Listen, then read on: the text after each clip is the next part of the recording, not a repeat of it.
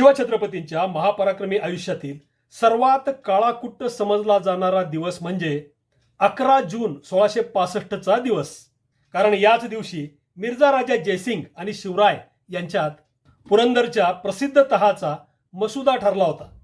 या तहाबाबत जयसिंगाने चारी बाजूंनी घेरून शिवरायांचा कोंडमारा केला. महाराजांनी शरणागती पत्करली. जयसिंगाने महाराजांचे स्वराज्य छाटून चतकोरच शिल्लक ठेवले. जयसिंगाने महाराजांना गुडघ्यावर आणले असे सांगितले जाते. प्रचलित इतिहासानुसार जयसिंगाने फक्त 3 महिन्यात शिवरायांना झुकवले. शिवस्वराज्याचे हे सर्वात मोठे खच्चीकरण होते. जयसिंग विजयी झाला, वरचढ ठरला. जयसिंगाने आपल्या अलौकिक मुत्सद्देगिरीचा आणि असामान्य सेनापतित्वाचा वज्रलेख इतिहासाच्या पानावर कायमचा कोरून ठेवला. शबास मिर्झा राजे शबास, अशा शब्दात पुरंदरच्या तहाचे मूल्यमापन केले जाते. जयसिंगाचे तसे अफाट गुणगान करतानाच त्याला जोडूनच पुरंदरच्या तहात महाराजांनी अपमान, नुकसान, पाणउतारा अगतिकपणे सहन केला. महाराजांच्या पराक्रमी कारकिर्दीवरचा कलंक म्हणजे पुरंदरचा तह. अशी अपमानास्पद, लाजिरवाणी आणि वेदनादायक ठरणारी वाक्ये सुद्धा वापरली गेली आहेत.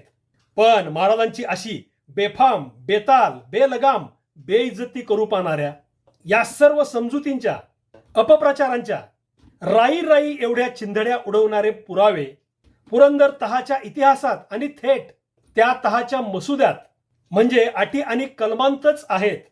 हे ऐकून तुम्ही अनपेक्षित अशा प्रचंड धक्क्याने थक्क व्हाल. आणि पुरंदर तहाचे हेच खरे वास्तव आहे हे मी अगदी जबाबदारीने फक्त बोलत नाही तर ते पुराव्यांनिशी उघड करून सुद्धा दाखवणार आहे. पुरंदरचा तह म्हणजे जयसिंगाचा अतुलनीय विजय आणि महाराजांचा अत्यंत लाजिरवाना पराभव, अशी समजूत सध्या अगदी घट्ट झालेली आहे. सर्वसामान्य शिवराय भक्तांसह इतिहासप्रेमींच्या आणि अभ्यासकांच्या मनात खोलवर रुजलेली आहे. पण हे सर्व खरे की खोटे, बरोबर की चुकीचे, याचा पर्दाफाश करायला म्हणजे पुरंदरच्या तहाने नेमके काय घडले हे कळायला तो संपूर्ण तह डी कोड करावा लागतो. त्या आधीच्या दुर्लक्षित पण महत्वाच्या घटनांसह आणि कारणांसह संपूर्णपणे उलगडावा लागतो. यातून समोर येणारा निष्कर्ष प्रचलित समजुतींपेक्षा पूर्णपणे उलटा आणि त्या समजुतींना पुराव्यांचे सुरुंग लावून उद्ध्वस्त करणारा आहे. पुरंदर तहाचे हे डी कोडिंगच सांगेल की हा राजांचा पराभव नसून त्या तहातच दडलेला अतुलनीय असा विजय होता. शत्रूवर केलेली यशस्वी अशी मात होती.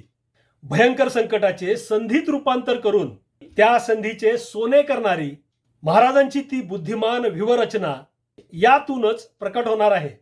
पुरंदरच्या तहाचा प्रचलित चुकीचा इतिहास उघड करून ती घटना पुन्हा नव्याने लिहायला भाग पाडणारा हा महाराजांच्या तेजस्वी इतिहासाचा अंधारात राहिलेला भाग आहे. अक्षम्य अशा अनुल्लेखाने दडपला गेलेला हाच इतिहास त्यावेळच्या नेमक्या वास्तवासह, अनेक नकाशांसह, किल्ल्यांच्या वाटणीसह आणि महाराजांच्या स्वराज्याच्या त्यावेळच्याच पण साफ दुर्लक्ष केल्या गेलेल्या संपूर्ण भूभागासह सादर केला जात आहे. आणि हे सर्वप्रथम सादर होत आहे आपल्या या मराठेशाही प्रवीण भोसले यूट्यूब चॅनेलवर. यापूर्वी कुणीही अशा प्रकारे न सांगितलेला हा इतिहास या भागात सादर होत आहे, अर्थात नेहमीप्रमाणेच पुराव्यानिशी. नमस्कार इतिहास मित्रांनो. ज्या पुरंदरच्या तहाला महाराजांचा प्रचंड पराभव म्हटले जाते त्या घटनेत स्वतः महाराजांनीच आधी तहाची बोलणी चालू केली होती हे बरोबर आहे. या तहात ज्या प्रदेशाची वाटणी झाली त्यात महाराजांच्या स्वराज्याचा 80% मुलूक आणि 65% किल्ले औरंगजेबाच्या घशात गेले हे सुद्धा इतिहासात नमूद आहे. आदिलशाहीवरील आक्रमणात महाराजांचे मोगलांना सामील होणे, शंभूराजांच्या नावे औरंगजेबाची मोगली मनसब स्वीकारणे, औरंगजेबाकडे चुकांची माफी मागणे, त्याच्या फरमानाला सन्मान देणे, औरंगजेबाचे हुकूम पाळण्याचे मान्य करणे, हे प्रकार सुद्धा घडलेले आहेत. हे सर्व महाराजांनी का केले याचे गूढ पुरंदरच्या तहातच दडलेले आहे. आणि ते रहस्य उलगडले की पुरंदरचा तह त्याच्या खऱ्या स्वरूपात आपल्यासमोर प्रकट होतं. महाराजांच्या पराभवाच्या प्रचलित इतिहासाचे भांडे पुरंदर तहाचा तो करारनामाच फोडतो. आणि तो कसा फोडतो हे समजून घ्यायला आपल्याला पुरंदरचा तह डिकोड करावा लागतो. म्हणजे त्यातील ज्ञानबाच्या नव्हे, शिवबांच्या मेखा पुराव्यानिशी उघड कराव्या लागतात. महाराजांना कलंक लावण्याची संधी शोधणारे आणि त्यासाठी जयसिंगाला डोक्यावर घेऊन नाचणारे कसे उघडे पडतात, तोंडावर कसे आपटतात, हे पण यातून उघड होणारच आहे. यात आधी आपण पुरंदर तहाची पार्श्वभूमी आणि त्या तहातील अटी म्हणजे करारनाम्याचे मुद्दे पाहणार आहोत. या अटी फक्त 5 आहेत आणि नंतर यातील प्रत्येक अटीत दडलेला खरा अर्थ पुराव्यानिशी उघड केला जाणार आहे. यामध्ये तत्कालीन सत्तांच्या भूभागांचे निरनिराळ्या काळातील नकाशे आहेत, सरहद्दी आहेत, किल्ल्यांच्या याद्या, नावे आणि त्या किल्ल्यांची नेमकी स्थाने हे सर्व आहे.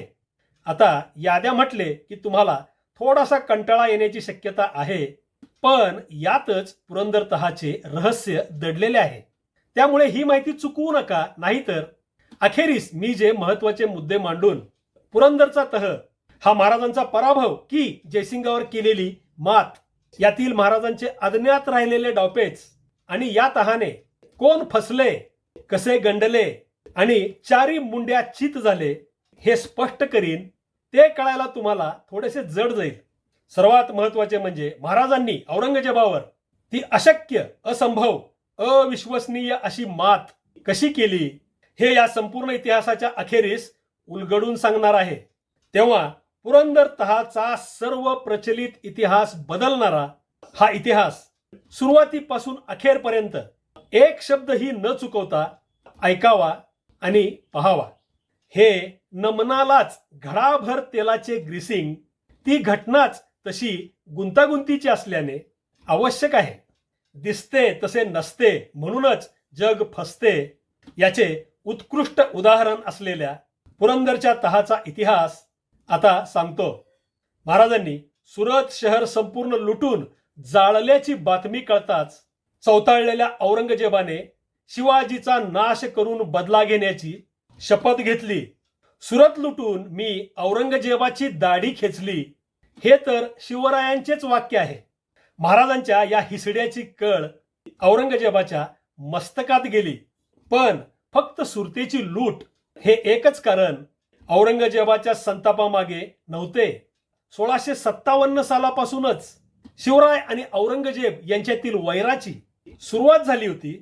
आणि विशेष म्हणजे त्या वैराची सुरुवात स्वतः महाराजांनीच मोगलांच्या वर आधी हल्ले करून केली होती. औरंगजेबाच्या त्यावेळच्या अगतिक परिस्थितीचा नेमका फायदा घेऊन महाराजांनी त्याला दिलेले हे तडाखे आणि उघड आव्हान औरंगजेब विसरणे शक्यच नव्हते. या सर्व घटना आपण पुढे पाहणारच आहोत. मोगली तख्त काबीज करून दिल्लीला स्थिर स्थावर होताच औरंगजेबाने त्याचा मामा शाहिस्ते खान याला लाखभराची फौज देऊन शिवरायांचा समूळ नाश करायला महाराष्ट्रात पाठविले. तब्बल 3 वर्षे अफाट फौजेसह पुण्यात मुक्काम ठोकून बसलेल्या शाहिस्ते खानाला महाराजांनी धाडसी हल्ला करून थोटका करून पुण्यातून चालता व्हायला भाग पाडले. शाहिस्ते खानाच्या त्या मोहिमेवर झालेला औरंगजेबाचा करोडो रुपयांचा खर्च तर पाण्यात गेलाच होता. वर खानाची आणि औरंगजेबाची सुद्धा बेइज्जती झाली होती ती वेगळीच. औरंगजेबाच्या दृष्टीने एका डोंगरातील उंदराने मोगली सल्तनतीला छाती ठोकून आव्हान दिले होते. औरंगजेबाला झालेली ती जखम अजून ताजी असतानाच महाराजांनी सुरतेवर छापा घालून करोडोंची धनसंपत्ती लुटून अर्धे अधिक सुरत शहर जाळून टाकले होते. महाराजांच्या या दुसऱ्या असह्य तडाख्याने औरंगजेबाच्या ताज्या जखमेवर मीठ चोळले गेले आणि मोगल सल्तनतीच्या सामर्थ्याच्या अब्रूची लखतरे महाराजांनी सुरतेच्या वेशीवर जाहीरपणे टांगली होती. हा शेवटचा भयंकर अपमान असह्य होऊन औरंगजेबाने शिवरायांचा नाश करून बदला घेण्याची शपथ घेतली होती. त्या संतापाच्या भरात औरंगजेब स्वतःच शिवरायांविरुद्ध चालून जाण्याचा विचार करू लागला.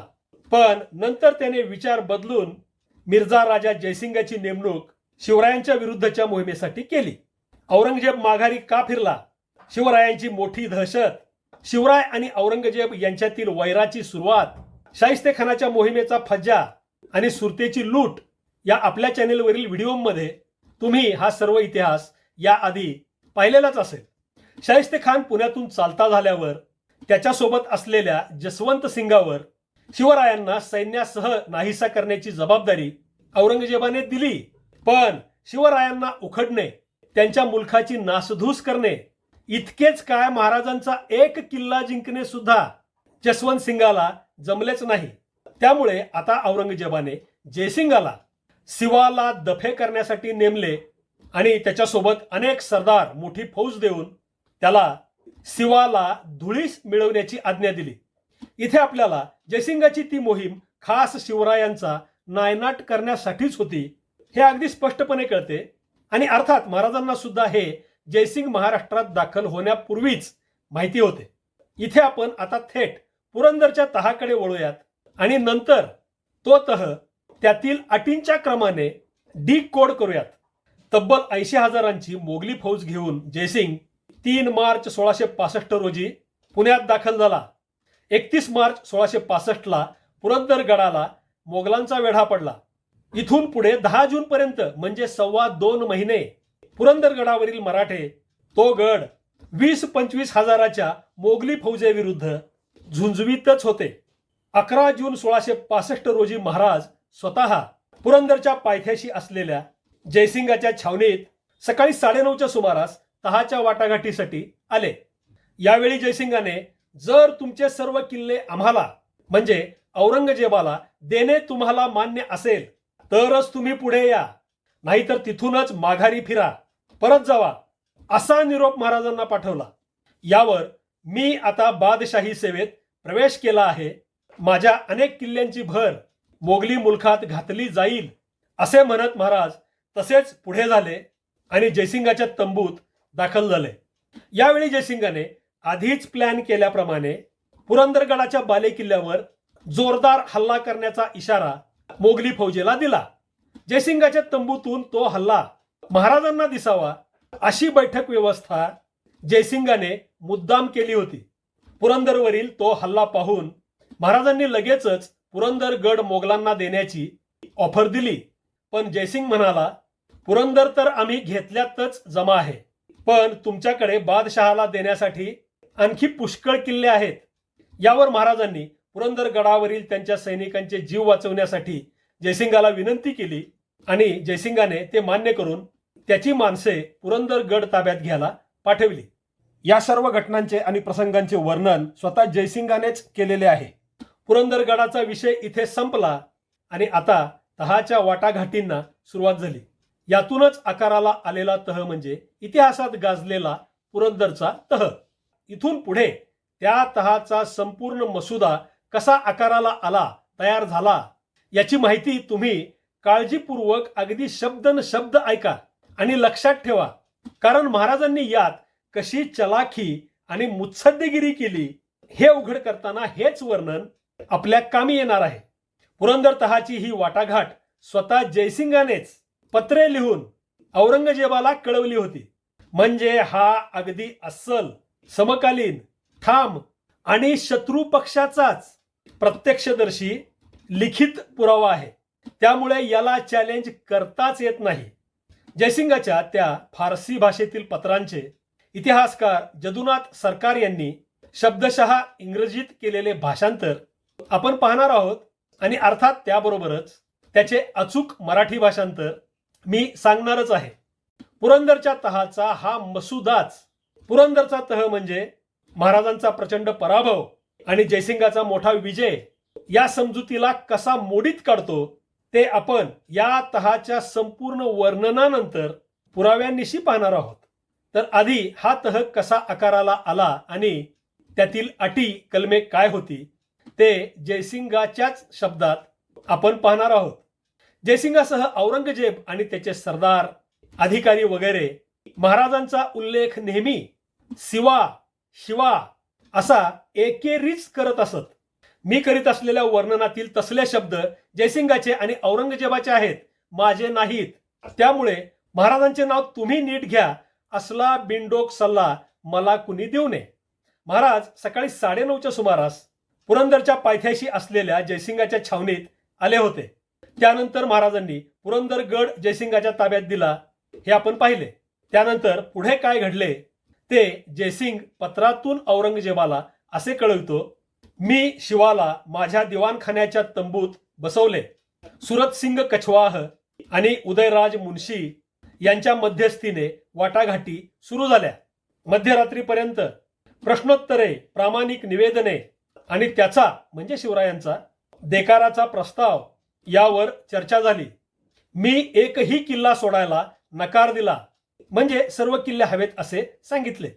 क्रमाक्रमाने टप्प्याटप्प्याने खूप चर्चा झाल्यावर आम्ही म्हणजे जयसिंग आणि शिवराय यांनी मिळून निश्चित केले, ठरविले ते असे की त्याचे लहान मोठे 23 किल्ले ज्यांचे उत्पन्न म्हणजे सरकारी महसूल किंवा वसुली 4 लाख होन आहे ते मोगल साम्राज्याला जोडण्यात यावेत, म्हणजे समाविष्ट करण्यात यावेत. आणि लहान मोठे 12 किल्ले ज्यामध्ये एक राजगड होता आणि ज्यांचे उत्पन्न 1 लाख होन होते ते शिवाकडे बादशाहीची एकनिष्ठ सेवा करण्याच्या अटीवर ठेवण्यात यावेत. इथे आपल्याला जयसिंगाने त्याचा महाराजांचे सर्वच किल्ले हवेत हा आग्रह सोडलेला दिसतो. अखेरीस एकूण 35 किल्ल्यांबाबत चर्चा झाली. यात महाराजांकडे त्यांची राजधानी असलेल्या राजगडासह 12 किल्ले आणि औरंगजेबाला 23 किल्ले ही बाब पक्की झाली होती. यातील किल्ल्यांच्या आकड्याचे महत्व काय आहे ते पुढे आपण महाराजांकडे पुरंदर तहावेळी नेमके किती किल्ले राहिले होते याच्या धक्कादायक आकड्यासह पाहणार आहोत. आणि यातूनच भल्या भल्यांनी दुर्लक्षित केलेला एक अत्यंत महत्वाचा असा कळीचा मुद्दा पुराव्यानिश्चित तुमच्या समोर येईल. किल्ल्यांचा आकडा ठरल्यावर महाराजांनी बादशहाची एकनिष्ठ सेवा स्वतः करण्याच्या मुद्द्यावर विनंती केली की आजवर मी शहाणपणा आणि विवेक नसल्याने अदूरदृष्टीच्या मार्गावर होतो. बादशहासमोर जायला मला तोंड राहिलेले नाही. माझ्या ऐवजी मी माझ्या मुलाला बादशहाचा सेवक आणि गुलाम म्हणून पाठवीन आणि त्याला 5,000 मनसब देण्यात यावी. 6 महिन्यांच्या तनख्यासह त्याला जहागीर देण्यात आली तर ते माझ्याकडून स्वीकारले जाईल, म्हणजे मला ते मान्य असेल. मला पाप्याला म्हणजे गंभीर नैतिक चुका केलेल्या गुन्हेगाराला बादशाही मनसब आणि सेवेतून वगळावे, म्हणजे ते बंधन माझ्यावर नको. यामध्ये महाराज म्हणत आहेत ते पाप कोणते हे पुढे स्पष्ट होईलच. त्या पापांचे कारण पुढे करून इथे महाराजांनी स्वतः बादशहाचा मनसबदार अर्थात सरदार म्हणजेच हुकुमाचा ताबेदार होण्याचे टाळले आणि त्याऐवजी केवळ 8 वर्षाच्या शंभूराजांना बादशाही सेवक करण्याचे मान्य करतानाच शंभूराजांसाठी 5,000 मनसबदारी आणि 6 महिन्यांच्या तनख्यासह निश्चित जहागिरीचा मुलूक मागितला होता. इथे महत्वाची बाब म्हणजे 5,000 मनसबदारी हा औरंगजेबाच्या सल्तनतीमधील फार मोठा दर्जा होता. स्वतः जयसिंगाला याच्या वरचा म्हणजे 7,000 मनसबदारीचा दर्जा पुरंदर तहाला औरंगजेबाची मान्यता मिळाल्यावर बक्षीस म्हणून प्राप्त झाला होता. थोडक्यात महाराजांनी शंभूराजांसाठी औरंगजेबाकडून फार मोठी मनसब मागितली होती. यानंतर महाराजांनी आणखी एक मागणी केली ती अशी, तुमच्या दख्खनमधील युद्धांमध्ये माझ्यावर जी कामगिरी सोपवाल ती मी तत्काळ पूर्ण करेन. जर विजापुरी मुलखातील म्हणजे आदिलशहाच्या अंमलाखालील भागातील ज्यातील तळ कोकणातील सध्या 4 लाख होन उत्पन्नाचा प्रदेश माझ्या ताब्यात आहे तो सोडून त्या व्यतिरिक्त आणखी काही बालाघाटातील महाल ज्यांचे एकूण उत्पन्न 9 लाख होन आहे तो मला देऊन तसे जाहीर करणारे, विजापूरवर बादशाही सैन्याने मोहीम केली तर वरील मुलूक माझ्यासाठी सोडण्यात येतील असे बादशाही फरमान जारी करण्यात आले तर मी बादशहाला 40 लाख होन दरवर्षी 3 लाख होनांच्या हप्त्याने देण्याचे मान्य करतो. आता याचा सोपा अर्थ सांगतो. 4 लाख होन उत्पन्नाचा आदिलशाही तळ कोकणाचा भाग महाराजांनी पूर्वीच म्हणजे पुरंदरच्या तहा आधीच जिंकून घेतलेला होता. आता महाराज मागणी करत आहेत की जर औरंगजेबाने आदिलशाहीवर हल्ला केला तर आदिलशाही बालेघाटातील आणखी 5 लाख होन उत्पन्नाचा प्रदेश मला हवा आहे. तो माझ्यासाठी सोडण्यात यावा, मला देण्यात यावा आणि या बदल्यात मी औरंगजेबाला दरवर्षी 3 लाख होन याप्रमाणे एकूण 40 लाख होन देईन. या वार्षिक हप्त्यांचा एकूण कालावधी सुमारे 13 वर्षे होतो. शिवरायांच्या या मागणीत आलेला आदिलशाही तळकोकण म्हणजे महाडपासून दक्षिणेला गोव्यापर्यंतचा कोकण आणि आदिलशाही बालाघाट म्हणजे आदिलशहाच्या ताब्यातील सह्याद्रीला लागून पूर्वेकडे असलेला पठारी भाग, घाटावरचा भाग. थोडक्यात महाड ते गोवा म्हणजे सध्याचा रत्नागिरी आणि सिंधुदुर्ग जिल्ह्याचा संपूर्ण प्रदेश महाराजांच्या स्वराज्यात आधीच समाविष्ट झालेला होता आणि आता महाराज याला जोडून सह्याद्रीच्या पूर्वेचा, विजापूरच्या दिशेचा 5 लाख उत्पन्नाचा घाटावरील प्रदेश मलाच हवा, जरी बादशहाने विजापूरवर मोहीम केली तरी मलाच देण्यात यावा अशी मागणी करीत आहेत. जयसिंगाने महाराजांची ही मागणी सुद्धा मान्य केली. पण हा सर्वतः कायदेशीर केव्हा होणार होता? तर औरंगजेबाची याला मान्यता मिळून तसे फरमान त्याने काढले तरच अधिकृत होणार होता. यानंतर महाराजांनी तहात ठरलेले 23 किल्ले जयसिंगाकडे सुपूर्द करणे सुरू केले. हे सर्व औरंगजेबाला कळवून जयसिंग पुढे लिहितो, शिवाच्या मागण्यातील प्रत्येक मुद्द्यावर तुमची इच्छा आणि उत्तर काय आहे ते कळवावे. बादशहा शिवाला जे फरमान देतील त्यात या तुमच्या जुन्या गुलामाने म्हणजे जयसिंगाने शिवाला दिलेले प्रत्येक वचन आणि केलेला करार याचा समावेश असला पाहिजे आणि तुम्ही ते मंजूर केले पाहिजे. इथे जयसिंग त्याने आणि महाराजांनी मिळून वाटाघाटी करून जे काही ठरवले होते ते औरंगजेबाने जसेच्या तसे मान्य करून तसे फरमान महाराजांच्या नावे काढावे असे औरंगजेबाला सांगत आहे. पण प्रत्येक बाबीवर शंका आणि संशय घेणाऱ्या औरंगजेबाने जयसिंगाला पत्र पाठवून उलट विचारले की शिवाने काय वचने दिलीत आणि करार केले आहेत, त्याने हिंदूंच्या कुठल्या पवित्र शपथा यासाठी घेतल्या आहेत, त्याचा हेतू वाईट नाही अशी तुमच्या मनाची खात्री त्याला परत जाण्याची संमती देताना कशी काय झाली? आता यावर जयसिंगाने औरंगजेबाला जे उत्तर पाठविले त्यातच पुरंदरच्या तहाचा 5 कलमी मसुदा आपल्या समोर येतो. इथे पुरंदर तहाच्या डिकोडिंगचा, त्या तहाच्या जन्माची कारणे हा पहिला भाग संपला. यानंतर येणाऱ्या दुसऱ्या भागात जयसिंगाने औरंगजेबाला पाठविलेल्या तहाच्या अटी, त्यावर औरंगजेबाच्या शंका, आक्षेप, त्याने एका कलमाला दिलेला नकार आणि अखेर औरंगजेबाचे तहाबद्दलचे अधिकृत फरमान. हे सर्व तर आहेच, पण त्याचबरोबर 1632 ते 1665 या काळात झालेल्या अनेक घटनांतून पुरंदर तहातील सर्वात महत्वाचा मुद्दा कसा समोर येतो आणि याच मुद्द्यावर महाराजांची जबरदस्त परिणामकारक आणि यशस्वी झालेली चाल नकाशांसह पाहणार आहोत. पुरंदरचा तह हा तसा समजून घ्यायला गुंतागुंतीचा असल्याने आणि त्यातील महत्वाच्या बाबी अजूनही अंधारातच राहिल्याने हा तह डिकोड करण्यासाठी या तहातील एक एक मुद्दा आणि त्या प्रत्येक मुद्द्याच्या बाबतीत महाराजांचे अतर्क्य असे डावपेच आणि जयसिंगावर त्यातून केलेली मात यावर सुमारे 20 मिनिटांचे आणखी 6 भाग सादर होणार आहेत. यात पुरंदर तहाच्या 5 कलमांच्या पोटात दडलेले महाराजांचे तब्बल 8 यशस्वी डाव आणि त्यासाठीच्या महाराजांच्या अतर्क्य आणि धक्कादायक चाली यांचा समावेश आहे.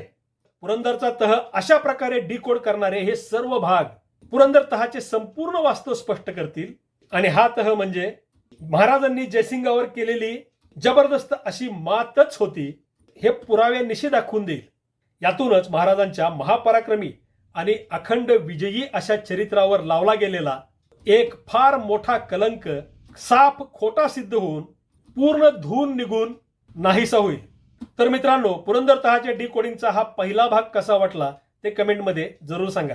तुमच्या मित्रांना आणि परिचितांना या व्हिडिओची लिंक शेअर करा, व्हिडिओ लाईक करा. तसेच प्रत्येक नव्या व्हिडिओचे नोटिफिकेशन लगेच मिळण्यासाठी तुम्ही अजून आपले हे मराठीशाही प्रवीण भोसले यूट्यूब चॅनल अजून सबस्क्राईब केले नसेल तर आवर्जून सबस्क्राईब करा.